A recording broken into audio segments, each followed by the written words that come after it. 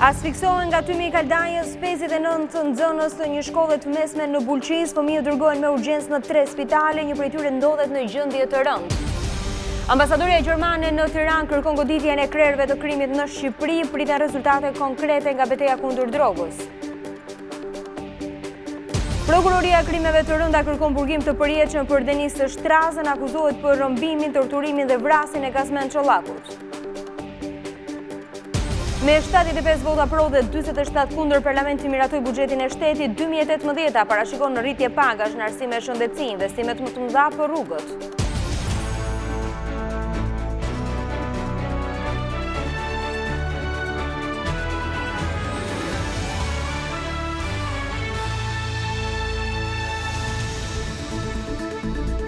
Mirdita zonja dhe zotrin, do t'jemi së bashku në edicionin informativ të orës 15 këtu në ekranin e Vizion Plus. 59 nxënës në një shkolle të mesme në Bulqiz u asfiksuan sot si pasojë të tymit që shpërtheu nga kaldaja e shkollës. Ata u dërguan me urgjencë në spitalin e qytetit si dhe në Peshkopi, ndërsa një prej fëmijëve që është më rënd u soll me helikopter në Tiranë. Gjendja shëndetësore e nxënësve është drejt stabilizimit, ndërkohë policia dyshon se tymi u përhap si pasojë e bllokimit të xhakut. Orët e mësimit në shkollën e mesme në Shupens të Bulqizës u kthye në moment ankthje e paniku për 10 nxënës e mësues. Rreth orës 10:30 në korridore dhe nëpër klasa u përhap me shpejtësi një tym që po dilte nga kaldajat. Në pak minuta situata doli jashtë kontrollit pasi 10 nxënës shfaqën probleme shëndetësore. Ata nxituan të dalin jashtë në obor.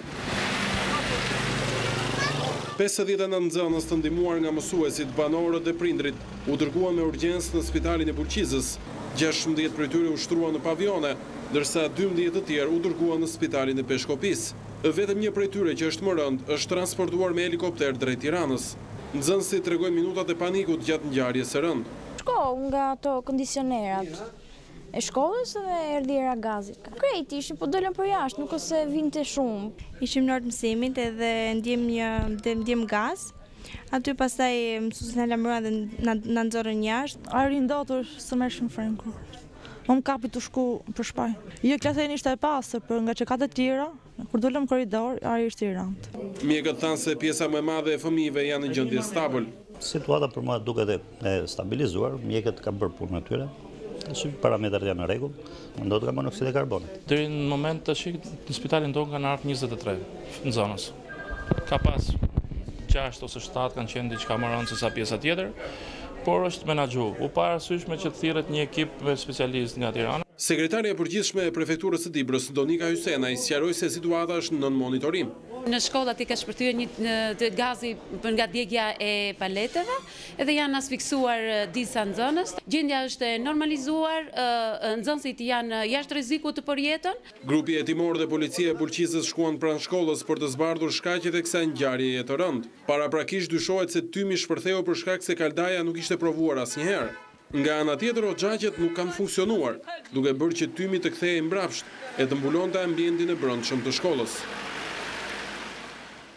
Situata e krimit të organizuar në Shqipëri konsiderohet serioze nga Gjermania, e cila bën apel për të goditur krerët e organizatave më të fuqishme. Ambasadoria gjermane në Tiranë thot për Vizion Plus se duhen rezultate konkrete, sidomos kundër trafikut të drogës. Ashtu si SBA, edhe Gjermania kërkon rezultate konkrete për kapjen e peshqeve të mëdhej, siç janë quajtur krerët e grupeve kriminale në vend.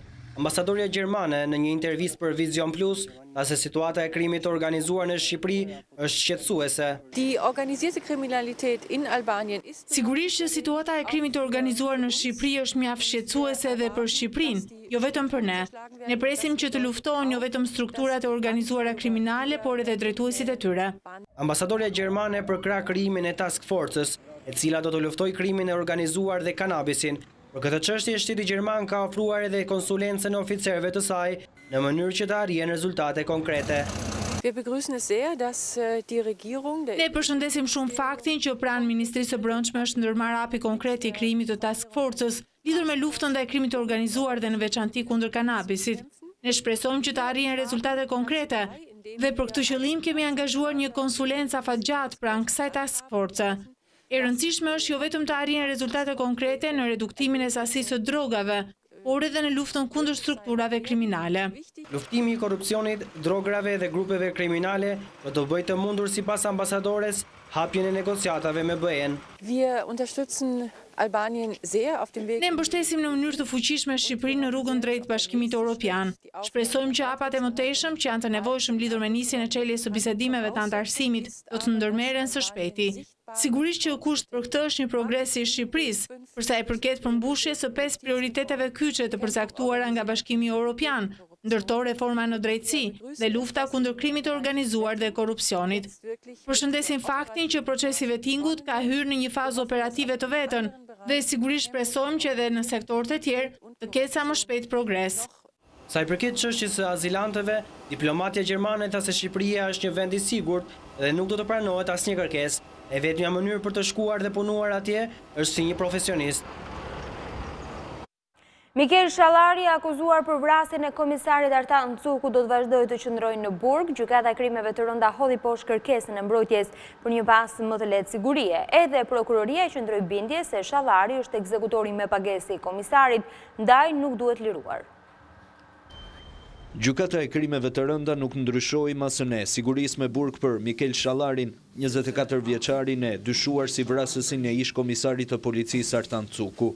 Mbrojtja kishte kërkuar zëvendësim të masës, por gjykata e la sërish në burg të riun. Avokati i tij tha se Shallari i tij rrezikohet jeta, ndaj është kërkuar që seanca të zhvillohet pa praninë e mediave dhe të publikut, kërkesë e cila u pranua nga gjykata dhe për ruajtje të sekretit hetimor. Dakor, mirë, faleminderit. Merrni përsipër mbrojtjen e seancës. Sipas prokurorisë, 24 vjeçari është ekzekutori ish komisarit të policisë, pasi gjurmët gjenetike të gjetura në rrobat e hedhura prej tij vërtetojnë se personi i cili largohet nga skena e krimit është ai.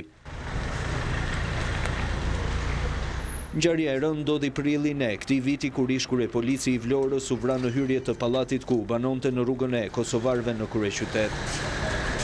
I riu nga Kuçova u arrestua gati një muaj më vonë pas mbërritjes së profilit gjenetik nga Zvicra, që u bë i mundur falë rrobave të tij të hedhura në një kazan mbeturinash. Pas zgjedhjes së tyre, kjo dhe nga këshyrja e kamerave të sigurisë, autoritetet zviceriane arritën të nxirrin prej veshjeve profilin e ADN-s. Mikel Shallari e pranoi vrasjen pas arrestimit, krim për të cilin ishte kontraktuar si vrasës me pagesë nga persona ende të panjohur për policinë. Prokuroria e krimeve të rënda kërkoi burgim të përjetshëm për Deniz Shtrasën, të akuzuarin për rrëmbimin dhe vrasjen e Gazmen Çollakut në janar të vitit 2016. Sipas akuzës, Shtraza është person me rrezikshmëri të lartë shoqërore, kjo pas ngjarjes së fundit me rrëmbimin e Gazmen Çollakut, ndaj dhe u kërkua dënimi i tij me burgim të përjetshëm. Deniz Shtraza u akuzua së bashku me Ervin Dalipajn, ish punonjës i policisë, i cili u vra gjatë një atentati në prill të këtij viti te mbikalimi i Sukthit. Deniz Shtraza asnjëherë nuk pranoi akuzën, madje ai pretendon se me Çollakun kishin misi. 4 pjesëtarët e forcave komando që dezertuan rrezikojnë të dënohen me 5 vjet burgim. Organi i akuzës ka nisur menjëherë hetimet pas kallëzimit të bërë nga policia ushtarake.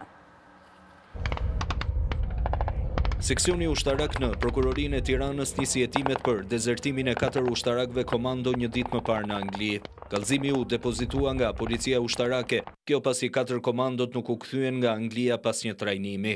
Burime pranë organit të akuzës tanë se nga fillimi i tetorit e deri në fillim të muajit nëntor, policia ushtarake ka depozituar 16 kallëzime penale kundër efektiveve të ushtrisë që kanë thyer betimin, por shumica janë për veprat penale të mosparaqitjes në repart apo vendin e shërbimit. Reni Ajazi nga Gramshi, Ylbert Tokri, Aleksandër Shkulaku nga Pogradeci dhe Klevis Lamkaj nuk u kthyen nga Londra ku ishin për një stërvitje ushtarake. Për këtë, sipas Ministrisë së Mbrojtjes, ata akuzohen për veprën penale të dezertimit, e cila sipas kodit penal ushtarak në nenin 33 të saj parashikon deri në 5 vite heqje lirie. Majoranca miratoi me votat e saj buxhetin e vitit të ardhshëm. 2018 do të shënojë rritjet pagave në sektorin e arsimit dhe shëndetësisë, ndërsa vëmendja përqendrohet edhe te infrastruktura rrugore. Grumbullimi të ardhurave parashikohet të rritet me 27 miliard lekë. Pas një seance maraton diskutimesh, Kuvendi miratoi në orët e para të së premtes projekt buxhetin dhe paketën fiskale 2018 me 75 vota pro. Mbyllet votimi 75 vota pro, 2 47 kundër, 17 s'kan marrë pjesë në votim, miratohet projekt ligjin parim për buxhetin e vitit 2018. Por çfarë përmban ligji më i rëndësishëm financiar i vitit? Buxheti parashikohet në shifrën prej 497 miliard lek, një shumë kjo që do të përdoret për paga, investime, pagesa borxhi e të tjerë, ndërsa për të dytin vit me radhë borxhi publik do të shënojë rënje. Sipas parashikimeve vitin e ardhshëm nuk pritet të ketë rritje pagash në tërësi për administratën, por vetëm për sektorët prioritar, si arsimi, shëndetësia dhe indeksim për pensionistët. 2018 do të shënojë një rritje të ndjeshme të investimeve në infrastrukturë me një shifër rekord, 16% më shumë se viti aktual.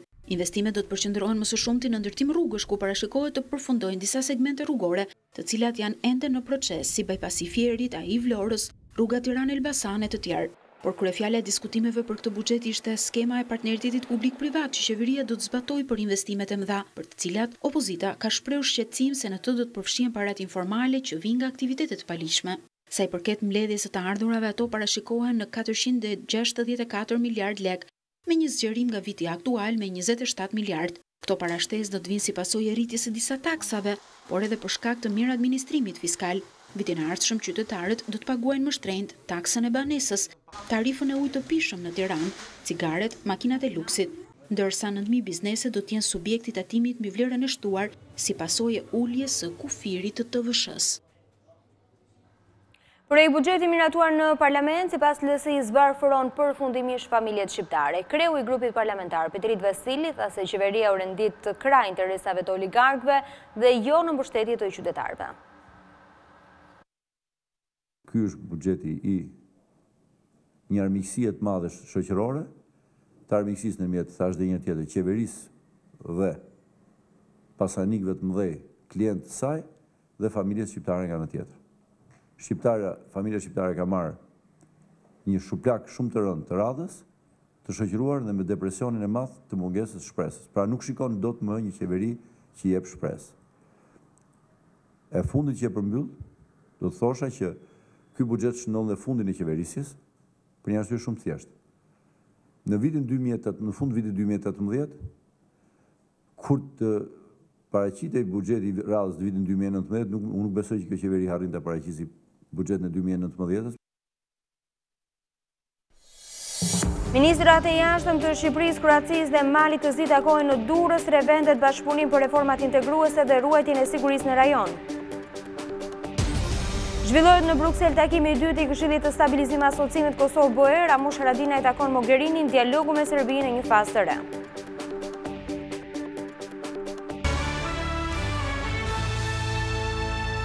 Është zhvilluar në Durrës takimi i dytë i trilateralit të Adriatikut mes Shqipërisë, Kroacisë dhe Malit të Zi. Shefi i diplomacisë Ditmir Bushati foli edhe për takimin e Kretës, duke pohuar se u shënua progres, ndërsa foli edhe për reformat integruese në BE. Në këtë rrugtim, Shqipëria ka marrë dhe mbështetjen e Kroacisë.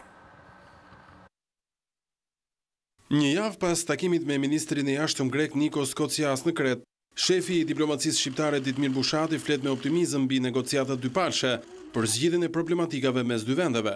Ky komunikim me ju dhe me publikun përmes jush kanë qenë në vëmendjes platformën tonë adriatike dhe jo çështje dypalshe me Greqinë, cilat duhet të them me qenë se u bë pyetja që janë në një rrugë më të mbarë se ç'kanë qenë. Integrimi europian i vendeve të rajonit ishte kryefjalë e takimit mes ministrave të jashtëm të Shqipërisë, Kroacisë dhe Maqedonisë zhvilluar në Durrës. Për Bushatin, rasti i Kroacisë tregon se çfarë hapash duhen ndjekur. Është një vend që ne do të dëshironim të përfitonim edhe më shumë nga eksperienca që ka përftuar në këtë transformim dhe rolin e Kroacisë në Ballkanin Perëndimor, në kontekstin e procesit të integrimit europian, e shohim përpasoj si mjaft domethënës. Shqipëria antare në Bashkimin Evropian e mbështet qeveria e Zagrebit, e cila përmes ministres së jashtme ofroi asistencë. Pas sigurisë dhe stabilitetit vjen prosperiteti dhe për këtë të gjithë ne dëshirojmë të punojmë. Kroacia është e gatshme të mbështesë dhe të ndihmojë çdo vend të rajonit të Ballkanit Perëndimor të antarësohet në Bashkimin Evropian, Shpresoj dhe besoj se në samitin e majit në Bullgari, Shqipëria të marrë dritën jeshile për hapjen e negociatave për antarësim në Bashkimin Evropian. Ministri malazez tha se integrimi evropian është një nga çështjet me interes kryesor të qeverisë së tij, çka do të sillte stabilitet për rajonin. Integrimi europian është një nga çështjet dhe prioritetet kryesore të këtij takimi trepalesh. Objektivi për siguri dhe integrim europian janë pjesë e një hapësire të përbashkët bashkëpunimi dhe komunikimi. Në këtë aspekt ne vëmë theksin tek rëndësia e integrimit europian të vendeve të Ballkanit Perëndimor. Integrimi euroatlantik është në interesin ton të përbashkët. Në deklaratën e përbashkët të trilateratit të Adriatikut, Shqipëri, Kroacia e Malizi, u riafirmua strategjia e bashkëpunimit si mekanizëm i vlefshëm që kontribon në sigurinë, stabilitetin dhe prosperitetin e Europës juglindore. Opozita akuzon qeverinë se e përjashtoi nga Këshilli Stabilizim Asociimit Shqipëri Bashkimi Evropian, duke thyer një traditë që respektoi prej 6 vjetësh. Në një deklaratë për mediat, Partia Demokratike thekson se që në vitin 2011 qeveria e Partisë Demokratike krijoi precedentin pozitiv të përfshirjes së kryetarit të Komisionit Parlamentar për Integrimin Evropian, Asa Kohe Ditmir Bushati, në takimet vjetore të Këshillit të Stabilizim Asociimit, precedent që u respektua deri 2 ditë më parë, kur në takimin e Brukselit nuk uftua Gens Polo. Ky veprim nuk është vetëm frikë nga e vërteta e kriminalizimit të shtetit, e cila nuk fshihet dot më as në Tiranë, as në Bruksele, as gjetiu. Është edhe shenjë degradimit politik të kësaj qeverie, e cila poronon çdo trashëgimi politike pozitive që ka gjetur, duke u kapur fort mbas karrige si mbyturi pas fijes së Barit, deklaron Partia Demokratike. Kjo e premte shënoi 73 vjetorin e çlirimit të kryeqytetit shqiptar. Kryebashkiaku i Tiranës Erion Veliaj, i shoqëruar nga veteranë dhe përfaqësues të politikës, nderuan kujtimin e të rëndëve. Kanë kaluar 73 vjet nga dita kur kryeqyteti shqiptar u çlirua. Kryetari i Bashkisë së Tiranës, ministra, politikanë, veteranë të luftës nacionale çlirimtare kanë nderuar para monumentit të ushtarit të panjohur kujtimin e atyre që dhanë jetën për çlirimin e Tiranës. Ky është një qytet që nuk është këtu nga rastësia. Është këtu fal kontributit atyre që e themeluan, fal kontributit atyre që punuan për këtë qytet, por sot në këtë përvjetor është edhe fal atyre që dhanë jetën për këtë qytet. Sipas Veliajt, sot Tirana përballet me sfida të reja, por sërish ka nevojë për heronj. Dhe ndallim nga ata që u kërkoi të jepnin jetën, sot na kërkohet të japim një kontribut, secili për qytetin e vet, për rrugën e vet, për mahallën e vet, për pallatin e vet, për komunitetin e vet. Në këtë përvjetor, bashkia organizoi edhe një sër aktivitetesh për të përkujtuar datën historike të çlirimit. Autoriteti Kombëtar i Ushqimit Vizion kontrollet për të parë kushtet e sigurisë në therrjen e baktive dhe tregtimin e mishit.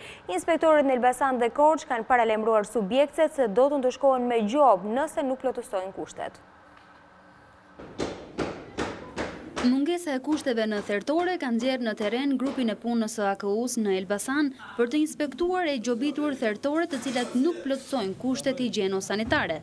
Shërbimi veterinar i qarkut të Elbasan i ka marrë të gjitha masat dhe në hedhur trupa veterinare në aksion në të gjithë territorin e qarkut për lëvizjen e kafshëve, transportin e tyre, identifikimin e kafshëve, dërgimin e tyre në thertore, në mënyrë të tillë që asnjë therrje të mos bëhet në mënyrë të jashtëligjshme nëpër përrejë dhe jashtë kushteve të përcaktuara. Sipas Fatmir Onuzit, vlera e gjobës është 100.000 lekë dhe në rast se përsëritet, sekuestrohet malli. Edhe në Korçë ka pasur probleme sa i takon kushteve higjieno-sanitare në pikat e therrjes së baktive dhe tregtimit të mishit. Në qarkun Korçë aktualisht sot ka 6 pika therrje, nga të cilat 2 funksionojnë, ndërsa 4 tjera janë të bllokuara nga Autoriteti Kombëtar i Ushqimit. Të 4 këto tregje që janë aktualisht, asnjëra nuk i plotëson kushtet dhe ne kemi marrë masa, domethënë që kafshët që vinë aty të jenë të matrikuluara, të jenë të certifikuara nga ana tonë, në mënyrë që kur të vinë pranë këtyre thertoreve, ata të jenë me dokumenta të rregullta. Ndërkohë, grupet e kontrollit do vijojnë të jenë në terren sipas udhëzimit nga Ministria e Bujqësisë.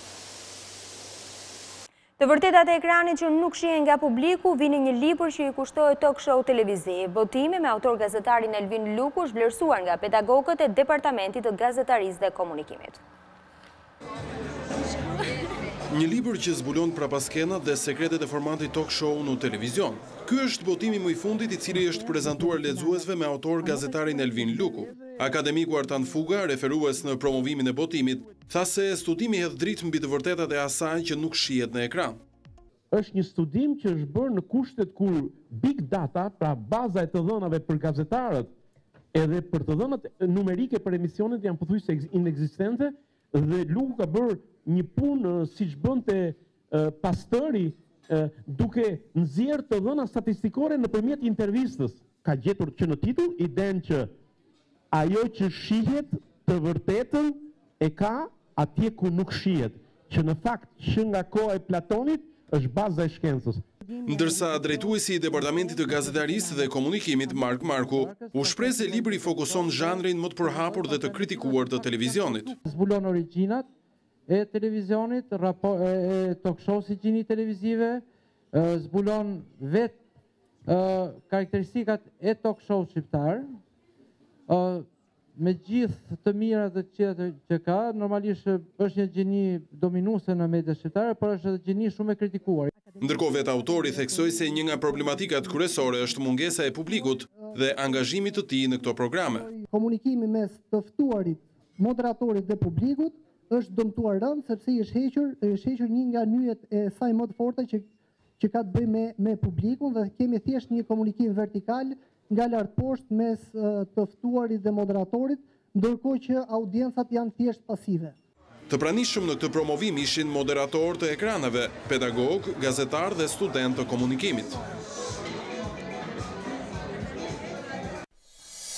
Asfiksohen nga tymi i kalajos 59 të nxënës të një shkolle të mesme në Bulqiz, fëmijët dërgohen me urgjencë në 3 spitale, një prej tyre ndodhet në gjendje të rëndë. Ambasadorja gjermane në Tiranë kërkon goditjen e krerëve të krimit në Shqipëri, priten rezultate konkrete nga betejë kundër drogës. Prokuroria e krimeve të rënda kërkon burgim të përjetshëm për Denis Shtrazën, akuzohet për rrëmbimin, torturimin dhe vrasjen e Gazmen Çollakut. Me 75 vota pro dhe 47 kundër, Parlamenti miratoi buxhetin e shtetit 2018 parashikon rritje pagash në arsim dhe shëndetësi, investimet më të mëdha për rrugët. Zonja dhe zotrin, kjo ishte gjithçka e përgatitur për edicionin informativ të orës 15. Për më shumë informacione dhe në çdo kohë, klikoni në adresën tonë të internetit si dhe në faqen tonë në Facebook. Bashkë ndajemi këtu, mirupafshim.